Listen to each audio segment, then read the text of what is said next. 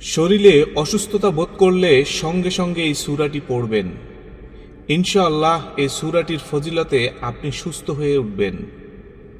সূরাটি পড়ে আপনার শরীরে ফু দিবেন এবং সূরাটি পড়ে পানিতে ফু দিয়ে পানিটা খাবেন। আল্লাহ তাআলা আপনাকে দ্রুত সুস্থতা দান করবে। আপনার একটি শেয়ারে অসংখ্য অজানা মানুষ এই সূরাটির আমল করবে, তার বিনিময়ে আল্লাহ তাআলা আপনাকে অসংখ্য অগণিত নেকির অংশীদার বানাবেন।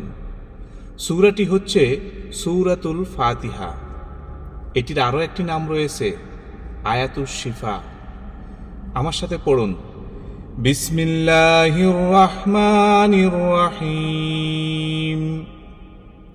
আলহামদুলিল্লাহি রাব্বিল আলামিন আর রহমানির রহিম মালিকি ইয়াউমিদ্দিন ইয়্যাকা না'বুদু ওয়া ইয়্যাকা নাস্তাঈন ইহদিনাস সিরাতাল মুস্তাকিম সিরাতাল লাযীনা আন'আমতা আলাইহিম গায়রিল মাগদুবি আলাইহিম ওয়ালাদ-দাল্লিন।